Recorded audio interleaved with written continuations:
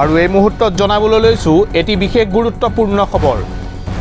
ঢেকিয়াজুলিত অনুষ্ঠিত হোৱা ইজতেমাৰ আজি সফল সমাপ্তি ঘটে। 3 দিনকৈ অনুষ্ঠিত হোৱা ইজতেমাখনিৰ আজি অন্ত পৰে।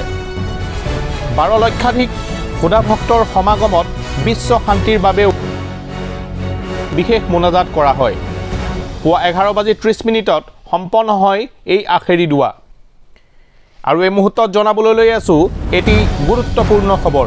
ইছলামিক তৰিকা অনুযায়ী শৃংখলাবদ্ধভাৱে সকলো উপস্থিতি ৰাইজৰ ঘৰলৈ উভতাৰ দৃশ্য আমাৰ কেমেৰাত বন্দী।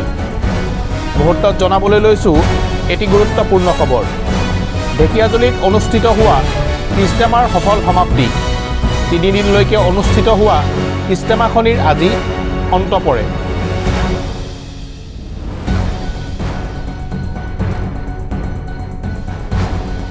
বাৰ লক্ষাধিক খুদা ভক্তৰ সমাগমত বিশ্বৰ শান্তিৰ বাবে আখেৰী দোৱাও সম্পন্ন হয়।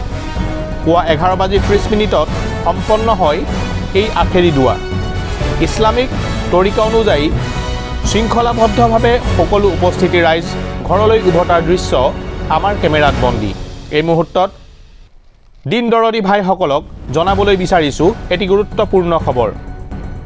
যোৱা 3 দিন ধৰি ঢেকিয়াজুলিত অনুষ্ঠিত হোৱা ইজতেমাৰ আজি সফল সমাপ্তি ঘটে। 3 দিনলৈকে অনুষ্ঠিত হোৱা ইজতেমাখনিৰ আজি অন্ত পৰে। 12 লক্ষাধিক খুদা ভক্তৰ সমাগমত বিশ্ব শান্তিৰ বাবে আজি আখেৰী দোৱা সম্পন্ন কৰা হয়। পুৱা 11:30 সম্পন্ন হয় আজিৰ আখেৰী দোৱা।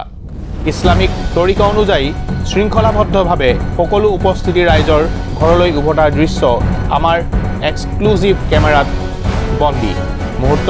এই মুহূৰ্তত জনাবলৈ লৈছোঁ এটি অতি গুৰুত্বপূৰ্ণ খবৰ। ঢেকিয়াজুলিত অনুষ্ঠিত হোৱা 3 দিন জোৰা কাৰ্যসূচীৰে আজি ইজতেমাৰ সমাপ্তি ঘটে। 3 দিনকৈ অনুষ্ঠিত হোৱা এই ইজতেমাখনিৰ আজি অন্ত পৰে। 12 লক্ষাধিক খুদা ভক্তৰ সমাগমত বিশ্ব শান্তিৰ বাবে আজি আখেৰী দোৱা সম্পন্ন হয়। পুৱা 11:30 সম্পন্ন হয় আজিৰ আখেৰী দোৱা। ইছলামিক তৰিকা অনুযায়ী শৃংখলাবদ্ধভাৱে সকলো উপস্থিতি ৰাইজ ঘৰলৈ উভতাৰ দৃশ্য আমাৰ কেমেৰাত বন্দী।